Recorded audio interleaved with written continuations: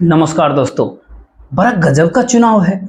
ये राजनीतिक तौर पर जो कोई भी इस दौर में राजनीतिक दल इस बात को मान करके चलता था कि उसका कोर वोटर उसके साथ इस बार रहेगा, संयोग से पहले 4 चरणों के चुनाव में वो सब कुछ हिलता डुलता नजर आने लगा।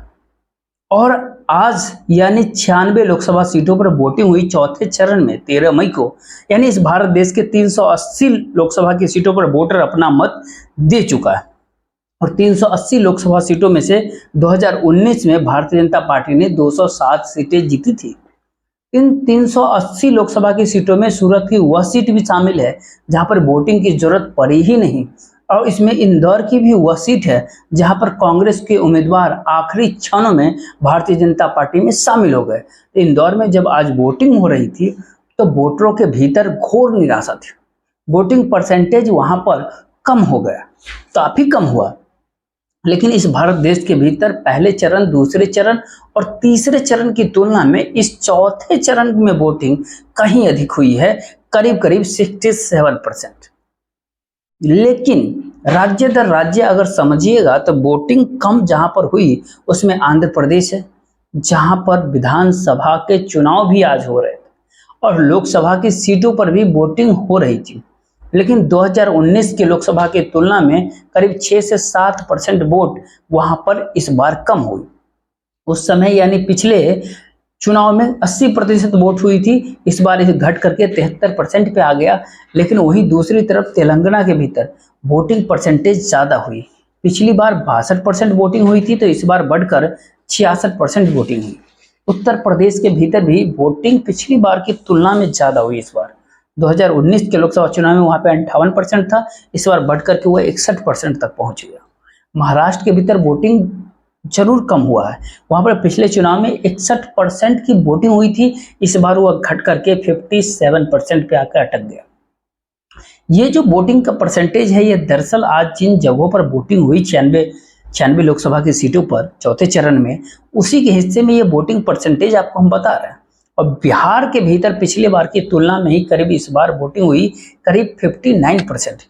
झारखंड में भी वोटिंग 1-2% बढ़ा, पिछली बार 66.5% के आसपास था, इस बार करीब करीब 68% वोट पड़ गया। ओडिशा के भीतर भी 74% वोटिंग पिछली बार लोकसभा चुनाव में हुई थी, इस बार वो कुछ घटी और 68% हो गया।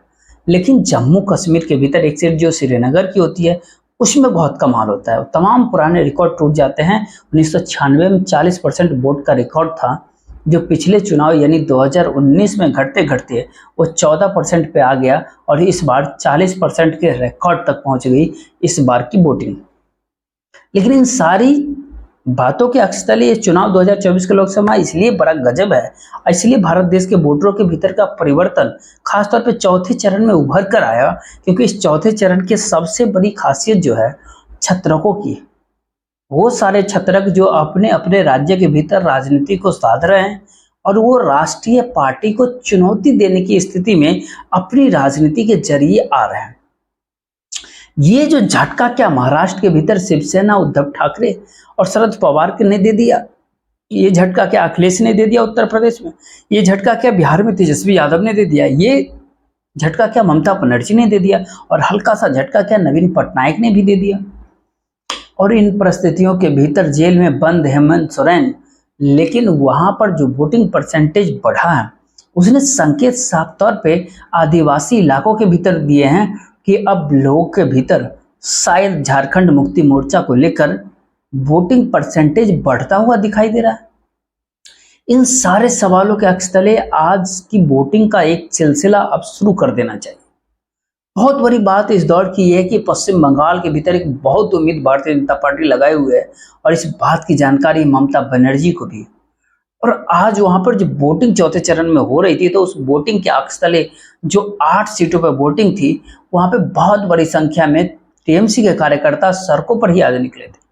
तमाम जगहों पर, कई जगहों पर झड़पें हुई, कई जगहों पर लाठीचार्ज हुआ, आपसी झड़प में एक दूसरे के खिलाफ कार्यकर्ताओं का हुजूम भी सामने नजर आया, खासतौर पर बोलपुर के इलाके में। इन सारी परिस्थितियों से हट करके भारत देश के दूसरे हिस्सों में बहुत ज्यादा कुछ गड़बड़ी नहीं हुई। लेकिन अगर राज्य दर राज्य देखेंगे और छत्रकों की स्थिति इस चौथे चरण के अक्षतले देखना जब शुरू करेंगे, तो आज शुरुआत जो है महाराष्ट्र से करेंगे। महाराष्ट्र के भीतर से शुरुआत करने की एक कारण है कि आज औरंगाबाद के भीतर वोटिंग है। उसी औरंगाबाद में, जिस औरंगाबाद में पहली बार जो है AIMIM यानी ओवैसी की पार्टी ने औरंगाबाद की सीट पिछले लोकसभा चुनाव में जीत ली, यानी शिवसेना के गढ़ में घुस करके AIMIM हैदराबाद से निकली और इस भारत देश के भीतर पहली बार उसने दूसरी सीट पर जो 2019 में वो कब्जा किया, वह औरंगाबाद ही था। औरंगाबाद पूरे महाराष्ट्र का एपिक सेंटर क्यों है? मराठा आंदोलन, उसका एपिक सेंटर औरंगाबाद। शिवसेना ने वहां पर कब्जा किया तो ध्यान दीजिएगा कि 1988 के भीतर हिंदू मुस्लिम दंगे हुए थे देश में। उसके बाद वोटों के ध्रुवीकरण कुछ ऐसा हुआ कि शिवसेना जो महाराष्ट्र की राजनीति जो एंटी मुस्लिम मानी जाती रही और पूरे काल में जो बीजेपी उनके साथ रही, औरंगाबाद में उनको कोई हरा नहीं पाया। लेकिन पिछले 19 के लोकसभा चुनाव में एक निर्दलीय उम्मीदवार ने 2.5 लाख वोट ले लिए, तो एक ही झटके में AIM के उम्मीदवार चुनाव जीत गए। उन्होंने जो चुनाव जीता था पिछली बार, वो करीब करीब 14,000 वोट से जीता था। लेकिन इस बार देखिए कि वही शिवसेना जो 1988 के दंगों के बाद की राजनीति में औरंगाबाद में जीत रही थी चुनाव, 2024 के लोकसभा चुनाव में मुस्लिम इलाकों से उसको वोट पे। ये कौन सी राजनीतिक परिस्थितियां हैं जिसने औरंगाबाद की स्थिति को क्या बदल दिया? क्योंकि वहां पर AIMIM की इम्तियाज अली, जो एक समय पत्रकार हुआ करते थे, वो चुनाव लड़ रहे थे और सामने उनके शिवसेना 2 हिस्सों में बटी हुई थी। एक तो वो व्यक्ति थे जो लगातार जीतते आ रहे थे, उद्धव ठाकरे के साथ चंद्रकांत खैरे। दूसरा, शिंदे ग्रुप की शिवसेना ने संदीपन राव भुमरे को उतारा क्योंकि वह मराठा 5 बार के MLA उस इलाके में रह चुके हैं। तो मान लिया गया कि शिवसेना के वोट आपस में कटेंगे बटेंगे। लेकिन पहले एक बात का संकेत दे दिया है कि इस चुनाव में बिल्कुल आमने सामने की लड़ाई है, बिल्कुल 1 to 1 की स्थिति है, इसलिए कोई भटकाव किसी वोटर के भीतर नहीं है। जिस औरंगाबाद की सीट पर पिछली बार AIMIM जीती थी, इस बार शिंदे गुट के मराठा उम्मीदवार के उतरने के बावजूद भी पलड़ा वहां पर उद्धव ठाकरे की शिवसेना का कहीं मजबूत है। यह एक इंडिकेशन है महाराष्ट्र के भीतर की उस राजनीति का जिसके भीतर राजनीति ही नहीं बदली बल्कि वहां के वोटर भी बदल गया। और इसका असर पहली बार महाराष्ट्र की हर उस सीट पर नजर आने लगा। महाराष्ट्र की 11 लोकसभा सीटों पर वोटिंग हुई। नंदुरबार, जलगांव, रावेर, जालना, औरंगाबाद, पुणे, सेरूर, अहमदनगर, सिडनी और इन सारे जगहों पर अगर देखेंगे तो महाराष्ट्र की इन सारे सीटों पर करीब करीब 7 लोकसभा सीटों पर भारतीय जनता पार्टी ने जीत हासिल की थी। एनसीपी भी 1 सीट जीती थी, शिवसेना 2 सीट जीती थी, AIMI 1 सीट जीती थी। लेकिन 2024 का लोकसभा चुनाव तो गजब का है। और इस गजब के चुनाव के भीतर ध्यान देने वाली बात है कि महाराष्ट्र की राजनीति में नंदुरबार के भीतर पहली बार ऐसा लगा कि भारतीय जनता पार्टी की जो MPs जो चुनाव लड़ रहे हैं, उनके सामने काफी मुश्किल है। कुछ जगहों पर तो भारतीय जनता पार्टी ने अपने MPs को बदल दिया, लेकिन जहां पर नहीं बदला वहां पर भी काफी मुश्किल है। और जलगांव के भीतर भारतीय जनता पार्टी के स्मृति बागवा का उमेश पाटिल वहां पर चुनाव जीते थे। पहले उनके प्रति राय अच्छी नहीं बनी जो भारतीय जनता पार्टी ने सर पे थे अस्मिता बाग को। उसके बाद शिवसेना ठाकरे के करण पवार जो है वहां पर चुनौती देते हुए नहीं बल्कि कई कदम उससे आगे नजर आने लगे। नंदुरबार में गोपालवाल वाडवी और हिना के बीच चुनौतीपूर्ण मुकाबला खुल करके आमने सामने नजर आया। रवेर में बीजेपी के रक्षा कट जो वहां पे जो सांसद हैं, उनके सामने शरद पवार के श्रीराम पाटिल जो एनसीपी के होते हैं वह चुनौती दे रहे हैं। जालना के भीतर काफी मुश्किल हो गई। भारतीय जनता पार्टी के राव साहब, दादा राहब, जिनको हराना कोई सोचता, कल्याण काले जो है जो कांग्रेस के MLA वहां पर, वह भी चुनौती दे रहे हैं। हालांकि एक कदम वो पीछे है, लेकिन चुनौती इस दौर में दे रहे हैं। पुणे के भीतर मुरलीधर जो उनको परिवर्तन करके लाया गया, ध्यान देंगे जब गिरीश बापट जिनका निधन हो गया तो बीजेपी ने सीट बदली, बीजेपी ने वहां पर मुरलीधर को खड़ा किया। कांग्रेस के रविंद्र धानकर जो कस्बा पेट से MLA थे, उनकी ताकत एक ही झटके में बढ़ती हुई नजर आ गई और उनके प्रति वोटरों का रुझान बहुत गजब का नजर आया। तो पुणे खेल कर सकता है। कोकणक बनावट के तौर पे RSS के भट्ट के तौर पे भी वहां पर देखेंगे, ये स्थिति महाराष्ट्र में बदल सकती है। अहमदनगर में भारतीय जनता पार्टी के सूर्य रामकृष्ण पाटिल, उनकी अपनी ताकत शुगर लॉबी जो है उसके जरिए, लेकिन वहाँ पे शुगर लॉबी की पहचान शरद पवार की रही है और शरद पवार ने वहाँ पर एमएलए नीलेश लंके को खड़ा किया, लेकिन वह एक कदम पीछे दिखाई पड़े। लेकिन इमोशनल वोट जो थे पार्टी टूटने के बाद वह उनके हक में दिखाई दिए। इसीलिए महाराष्ट्र की राजनीति के भीतर यह पहली बार है, कोई इस बात को कह ही नहीं सकता कि किस सीट पे हम जीतेंगे। यह एक नई राजनीति है महाराष्ट्र के भीतर, जहां पर भारतीय जनता पार्टी मानती चली गई कि उसका अपना वोट बैंक है, कोर वोट बैंक है, लेकिन वह भी इस दौर में डिगेगा। और खासतौर पर देश के वोटरों के सामने एक आप किसके साथ खड़े हैं, दोनों तरफ से सवाल होते हैं, आप किसके साथ खड़े हैं। तो हिंदुत्व वोट एक ही झटके में बिखर सकता है। उसको उद्धव ठाकरे के साथ जाना है या उसको भारतीय जनता पार्टी के साथ जाना है, उसको उद्धव ठाकरे के साथ खड़े एनसीपी कांग्रेस के पक्ष में भी जाना है या उसको भारतीय जनता पार्टी के पक्ष में खड़े शिंदे और अजित पवार के पक्ष में जाना है। एक ही झटके में स्थितियां पलट जाती हैं और ये नज़ारा भीड़ में भी नजर आता है, जहाँ पर पंकजा मुंडे है, जहाँ पर पीछे प्रीतम मुंडे वहाँ पर खड़े थे, इस बार पंकजा मुंडे है। लेकिन शरद पवार के बजरंग सोनवने वहाँ पर ताकतवर नजर आए, लेकिन एक कदम पंकजा मुंडे उससे आगे जरूर दिखाई पड़ रहे थे। मावेल और शिरनी और शिरू वहाँ की परिस्थिति कमोबेश आप देखेंगे तो मावेल के भीतर शिवसेना ही आपस में टकराई। पिछले बार के जो वहाँ सांसद थे वो शिंदे गुट के थे, श्रीरंग वाडने। इस बार ठाकरे गुट के संयोग वागरे पाटिल है। संजोग वागरे पाटिल का पक्ष यहाँ पर इस बार मजबूत नजर आ रहा है। पुराने सांसद अपने तौर पे शिरडी में भी डगमगाए, जो शिंदे गुट के हैं लोखंडे साहब, उनके साथ भाऊ साहब मोड़े खड़े हुए हैं। चौड़े कंप्लीटली लोखंडे से भारी पड़ रहे हैं इस दौर में। तो शिवसेना जहां जहां पर टकरा रही है वहां पर उद्धव ठाकरे बहुत आगे हैं और एक नाथ शिंदे बहुत पीछे। जहां एनसीपी आपस में टकरा रही है वह सीट सिरूर की सीट जरूर जिक्र करना चाहिए, क्योंकि यहाँ पे अजित पवार के उम्मीदवार शिवाजी राव पाटिल मजबूत जरूर हैं, लेकिन स्टार्टिंग में कहा अमोल कोल्हे, ये सांसद भी शरद पवार के साथ भी इमोशनल वोट भी। तो यहाँ पे जो मार्जिन, जो वोटिंग का मार्जिन जीत का जो है वो बहुत ज़्यादा एनसीपी के शरद पवार के हिस्से में जाता हुआ दिखाई दे सकता है। अब सवाल उठता है ऐसे में कि इस भारत देश में दूसरा बड़ा राज्य महाराष्ट्र, अगर ये स्थिति है तो आप कहेंगे उत्तर प्रदेश का कह दीजिए। उत्तर प्रदेश के भीतर तो सबसे ज़्यादा लोकसभा सीट है। इस दौर में जान करके हैरान होंगे कि उत्तर प्रदेश में जिन 8 सीटों के ऊपर, जिन 8 सीटों पर जो बहुत चुनौतीपूर्ण स्थिति है उत्तर प्रदेश के भीतर, खासतौर पर 13 लोकसभा सीट, 13 लोकसभा सीट पर भारतीय जनता पार्टी ने कब्जा किया। और भारतीय जनता पार्टी के सामने मुश्किल ये है कि वहाँ पर उसने तमाम उम्मीदवारों को उन्हीं को उतार दिया। केवल 2 जगहों पर उन्होंने चेंज किया अपने सांसदों को, वो बहराइच और कानपुर के भीतर। और दोनों जगह भारतीय जनता पार्टी के लिए मुश्किल है। जो उम्मीदवारों को बदला बहराइच और कानपुर के भीतर, वहाँ पे भी काफ़ी मुश्किल। कानपुर में उन्होंने रमेश अवस्थी को उतारा, एक पचौरी साहब पिछली बार वहाँ पे जीते हुए थे।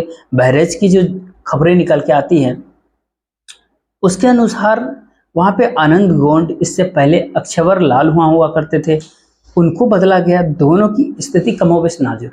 और समाजवादी पार्टी दोनों जगहों पर कहीं ज़्यादा मजबूत। समाजवादी पार्टी का मतलब कानपुर के भीतर कांग्रेस कहना पड़ेगा, वहाँ पर कांग्रेस और इंडिया गठबंधन की तरफ से आलोक विश्राम मैदान में वो बहराइच में समाजवादी पार्टी आगे चल रही है। बाकी 11 जगहों के ऊपर भारतीय जनता पार्टी के तमाम सांसद मैदान में उतरे हुए। लेकिन सबसे बड़ा पेच इस दौर में यह है कि खीरी के भीतर जो काफ़ी ताकत के साथ टेंगी साहब, अजय मिश्रा टेंगी साहब नजर आते हैं। हो सकता है चुनाव जीत जाए, लेकिन मार्जिन इस बार 1 लाख से अंदर का होगा, बहुत कम होगा। वो हार भी सकते हैं, लेकिन जीतेंगे तो 1 लाख के भीतर ये सारी चीजें नजर साफ तौर पे आने लगेगी। अलग अलग जगहों पे उत्तर प्रदेश के भीतर देखेंगे, दूसरा नाम उन्नाव का भी आएगा। उन्नाव के भीतर साक्षी महाराज, वो कितने भी वोट से पिछली बार जीते हो, लेकिन इस बार उनकी भी वही स्थिति कमोबेश है जो टेनी की स्थिति है। जीतेंगे तो कुछ ही मार्जिन से, और कहीं निपट ना जाए, क्योंकि अनूप मंडल सामने खड़े। साक्षी महाराज ताकतवर उम्मीदवार है अपने तौर पर, काफी लंबे समय से सांसद है, लेकिन ये मुश्किल है। तो अगला सवाल एक और होगा कि शाहजहांपुर के भीतर क्या होगा, यूपी के शाहजहांपुर में क्या होगा, सीतापुर में क्या होगा, हरदोई के भीतर क्या होगा, उन्नाव में क्या, मिश्रिक में क्या होगा। मिश्रिक और सीतापुर काफी चुनौती देती हुई परिस्थितियों के बीच है। सांसदों के मुकाबले कोई महत्वपूर्ण उम्मीदवार हुआ नहीं है, लेकिन स्टार्टिंग में कहा कि ये वोटरों, देश के वोटरों का चुनाव है। ये उत्तर प्रदेश की राजनीति में पहली बार वोटरों का चुनाव हो गया। इसमें समाजवादी पार्टी का संगठन उस रूप में सक्रिय हो या फिर ना हो यूपी में, लेकिन उससे ज़्यादा परिस्थिति ये है कि जो लोगों के भीतर जो सवाल है, उन सारे सवालों से हट करके जो सवाल भारतीय जनता पार्टी ने उठाए उसको लेकर के भी गुस्सा है, और एक खुले तौर पर असर जो है फर्रुखाबाद के भीतर नजर आ रहा है, ये असर इटावा में नजर आ रहा है, ये असर कन्नौज में नजर आ रहा है, ये असर अकबरपुर में भी नजर आ रहा है, जहां पर इंडिया अलायंस और खास तौर पर समाजवादी पार्टी जिन जगहों पर है, जहां पर जी अखिलेश यादव कन्नौज का है। पिछले बार वहां पे सुब्रत पाठक जीते जरूर थे, लेकिन इस बार एकजुटता और तमाम बोर्ड जो खासतौर पे इस बात को समझ लीजिए कि उत्तर प्रदेश के भीतर पहली बार मुस्लिम और दलित वोट के मद्देनजर बीएसपी का जिक्र बार बार किया जाता है, लेकिन उससे हट करके अगर देखेंगे इस दौर में तो ये कॉम्बिनेशन इतना मारक होता है उत्तर प्रदेश के भीतर कि दूसरा कोई राजनीतिक दल वहां पे टिक ही नहीं पाए, और उसके भीतर ओबीसी का एक तड़का लग चुका है उत्तर प्रदेश की राजनीति में, राजनीतिक दलों के जरिए भी। खास करके ये तड़का जो है वो पार्टी ने लगाया जो कभी भी राजनीतिक तौर पर जाति के तौर पर देखती नहीं थी, कांग्रेस और राहुल गांधी। इन सारी परिस्थितियों के भीतर समाजवादी पार्टी के भीतर एक करंट सा दौरा दिया, और ये देश के वोटरों के जरिए उभर करके आ रहा है। यानी जिन 13 यूपी के 13 लोकसभा सीटों पर इस चरण में वोटिंग हुआ, उस पर साफ है कि 3 सीट तो समाजवादी पार्टी जरूर जीत रही है, बाकी 4 सीट पर चुनौतीपूर्ण स्थिति है। 4 सीटों पे चौथे चरण में यूपी के 13 सीट में से इसपे 4 सीट पे चुनौतीपूर्ण स्थिति है, और 3 सीट तो ऐसी समाजवादी पार्टी जीत रही। ऐसी परिस्थिति आ गई इस दौर में क्या कि जहां पर वोटर तय करने लगा यूपी से सटे हुए बिहार की स्थिति को समझिए। ये आपको बिहार की स्थिति और ज्यादा चौंकाने वाली होगी, क्योंकि बिहार के भीतर दरभंगा, समस्तीपुर, बेगूसराय, मुंगेर, उजियारपुर, इन 5 जगहों पर वोटिंग ने बिहार में 3 सीट पर भारतीय जनता पार्टी जीती थी पिछले बार। वो दरभंगा, वो बेगूसराय था और वो उजियारपुर थी। लेकिन इस बार संकट बीजेपी के सामने, भारतीय जनता पार्टी के सामने उजियारपुर में बहुत बड़ा है। एलजेपी समस्तीपुर में थी, वहां पे मुश्किल है क्योंकि वहां पर आपस में ही टकराव बहुत ज्यादा। आपस में टकराव का मतलब क्या होता है? जनता दल यूनाइटेड रहे 2 नेता, उनमें एक की बेटी है, एक का बेटा है, दोनों आमने सामने खड़ा हुआ। एलजेपी से वहां पे चुनाव लड़ रही है समस्तीपुर में संभवी चौधरी, और दूसरी तरफ कांग्रेस के सन्नी, इनको बदल करके उतारा गया। और ये भी समझना पड़ेगा कि पिछली बार रामचंद्र पासवान जीते थे, इस बार सियासी तौर पर जातीय आधारित और वोटरों के मुद्दों के आधार पर समस्तीपुर एलजेपी के लिए एक मुश्किल सवाल है। और इस मुश्किल सवाल के साथ जनता दल यूनाइटेड की जो ललन सिंह की सीट है, मुंगेर की सीट, वहां पर हालांकि आरजेडी ने अनीता देवी महतो को उतारा, लेकिन ललन सिंह की जीत जो है शायद तय मानी जा रही है। और उसके अलावे जो है दरभंगा की सीट हो और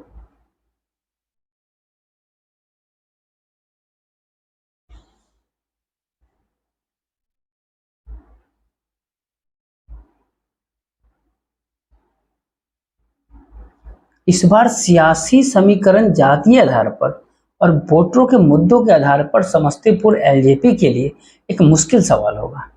और इस मुश्किल सवाल के साथ जनता दल यूनाइटेड की जो ललन सिंह की सीट है, मुंगेर की सीट, वहां पर हालांकि आरजेडी ने अनीता देवी महतो को उतारा, लेकिन ललन सिंह की जीत शायद तय मानी जा रही है। और उसके अलावे जो है दरभंगा की सीट हो, समस्तीपुर की सीट हो, उजियारपुर की सीट हो, ये डामाडोल की स्थिति में। तय सीटों में एक जीत के साथ बेगूसराय की सीट गिरिराज सिंह की जो है वो भी करीब करीब तय मानी जा रही है, जीतेंगे। पिछली बार की तुलना में करीब करीब 4 लाख से ज्यादा वोटों से उन्हें कन्हैया कुमार को उतारा, और माना जा रहा था कन्हैया कुमार अगर दोबारा उतर गए फिर वो हरा देंगे। लेकिन इस बार सीपीआई के अवधेश कुमार राय वहां पे उतरे हैं, लेकिन ज्यादा ताकत और मजबूती के साथ गिरिराज सिंह वहां पर खड़े हुए। कैसे कैसे वोटरों के अनुकूल परिस्थितियां हैं, इसका एक नजारा आदिवासी क्षेत्र झारखंड के भीतर नजर आता है, जहां पर सिंहभूम और खूंटी दोनों काफी महत्वपूर्ण जगह होती है। क्योंकि सिंहभूम में पिछली बार गीता कोरा कांग्रेस से चुनाव जीत गई थी, इस बार गीता कोरा भारतीय जनता पार्टी में शामिल हो गई और बीजेपी ने टिकट दिया था। यहाँ पर कांग्रेस से नहीं बल्कि झारखंड मुक्ति मोर्चा के जोधा मांझी खड़े हैं। जोधा मांझी चुनौती नहीं दे रहे, एक कदम आगे खड़े हैं। गीता कोरा का नाम आते आते आपको पूरा सरकार भी याद आ रही, उस दौर का घपला घोटाला भी याद आ रहा होगा। इस राजनीति के भीतर का असर खूंटी के भीतर है। खूंटी के भीतर अर्जुन मुंडा ने पिछले बार तो सेंध लगा ली थी, लेकिन इस बार स्थिति उनके अनुकूल नजर नहीं आ रहा। कालीचरण मुंडा कांग्रेस के आदिवासी वोट बैंक एक साथ नए समीकरणों के मद्देनजर पहली बार 2024 के लोकसभा चुनाव में अपने नेता को जेल में जाते हुए जब देखा उसने, और जिस तरीके से पूरा परिवार निकल करके चुनाव प्रचार कर रहा है, खूंटी की लोकसभा सीट जो रांची के बिल्कुल सटा हुआ इलाका है अर्जुन मुंडा के, उनके सामने मुश्किल है रांची से सटा हुआ लोहरदगा का सीट, जहां पिछली बार जो जीते थे और इस बार जो जीते हैं भारतीय जनता पार्टी, उसमें चेंज किया गया। पिछले बार सुदर्शन भगत जीते थे, इस बार वहां पर समीर उरांव को लाया गया। समीर उरांव जो है राज्यसभा के सदस्य थे और वो शेड्यूल्ड ट्राइब्स मोर्चा जो उनकी भी राष्ट्रीय अध्यक्ष, भारतीय जनता पार्टी के जो उनके राष्ट्रीय अध्यक्ष है, उस पद को पाने के बाद 2019 में कांग्रेस को छोड़ करके बीजेपी में गए, फिर बीजेपी को छोड़कर दोबारा कांग्रेस में आए सुखदेव भगत। इनका पलड़ा यहाँ पे भारी है बनिस्पत भारतीय जनता पार्टी के उम्मीदवार की, इनकी स्थिति अच्छी होती है। पलामू के भीतर भारतीय जनता पार्टी के विष्णु दयाल राम और आरजेडी के ममता भूमिया, ये बीजेपी छोड़ करके आरजेडी में शामिल हुई हैं, लेकिन ये मतलब इसका नहीं कि वो ताकतवर, वो चुनौती दे रही हैं। ताकतवर विष्णु दयाल राम पलामू में हैं जरूर, लेकिन इसके बावजूद भी ये सीट भी डामाडोल हो सकती है, यानी कुछ अलग सोच सकते हैं, इससे इनकार कोई नहीं कर सकता। और आदिवासी बहुल इलाकों में ओडिशा का भी एक क्षेत्र आता है। ओडिशा में भी ऐसा नहीं कि आदिवासी एक साथ एक मुश्त पूरे तरीके से जो है भारतीय जनता पार्टी के वनवासी के आश्रय हैं, या फिर नवीन पटनायक जिनके बारे में कहा जाता है कि वो कितने संवाद आदिवासियों से बना सकते हैं, लेकिन सवाल नवीन पटनायक भर का नहीं, वो तो उस विरासत को लिए हुए हैं जिस विरासत के आश्रय ओडिशा के भीतर आदिवासी अपने साथ उस परिवार को देखता, और शायद यहीं पर भारतीय जनता पार्टी ने एक भूल की। वो इस बात को मान करके चल रही थी ओडिशा और बंगाल में बड़ा सेंध लगाएगी, लेकिन जो नजर आने लगा उसमें काला हांडी, जहां पर भारतीय जनता पार्टी के मालविका देव उम्मीदवार बदला गया। सांसद इससे पहले बसंत कुमार पांडे थे, उनको हटाया गया, मालविका देव को लाया गया, लेकिन बीजेडी ने लंबोदर न्याल को उतारा। कांग्रेस यहाँ पर मायने बहुत नहीं रखती, क्योंकि कांग्रेस के उम्मीदवार तमाम जगहों पर उतारे, लेकिन वो उनके पक्ष में वोट जो फाइनल रिजल्ट आएगा वो जन के 5% से ज़्यादा कांग्रेस के पक्ष में वोट नहीं मिलेगा, ये जाता हुआ नहीं दिखेगा, यानी लड़ाई वहाँ पे बहुत सीधा साधा है। और बीजेडी ने चुनौती दिया, और चुनौती केवल कालाहांडी ने बल्कि नवरंगपुर के भीतर भी अगर देखें तो भारतीय जनता पार्टी ने आई है। बीजेडी नवीन पटनायक, रमेश चंद्र मांझी वहाँ पर जो पिछली बार सांसद थे, इस बार बदल करके प्रदीप मांझी को वहाँ पे सीट देगा, और मान लिया गया कि वो सीट पर कमजोर पड़ेगी। बीजेडी और बालमित्र मांझी सामने खड़े थे, और इसके बीच भी कांग्रेस के भुजबल मांझी भी वहां पर खड़े सामने थे। कांग्रेस किसके वोट काटेगी दोनों में से, उससे तय हो जाएगा कि दोनों में से कौन जीतेगा, यानी दोनों आपस में जबरदस्त तरीके से टकरा रहे थे आपस में। 2-3% वोट का हेरफेर है, जिसके वोट कटे दूसरे के हिस्से में आए वो जीत गया चुनाव। बहरामपुर के भीतर भी कमोबेश यही स्थिति है, वहां पे बीजेपी के प्रदीप कुमार पाणी और बीजेडी ने अपने पुराने सांसद चंद्रशेखर साहू को हटाया, विरूभक्षी पात्रा को वहां लेके आया, और ये सीट पर भारतीय जनता पार्टी मान करके चल रही है कि वो जीत जाएगी, जो इससे पहले जिक्र हो रहा था। लेकिन यहाँ पर भी कमोबेश चुनौती देने वाली स्थिति है, यानी भारतीय जनता पार्टी के सामने बीजेडी की सीट को बीजेपी ले जाएगी, ये स्थिति कोई बनती हुई वहां पे साफ तौर पर दिखाई नहीं दे रही। बाकी देखते रहिए, मुझे जय हिंद जय भारत।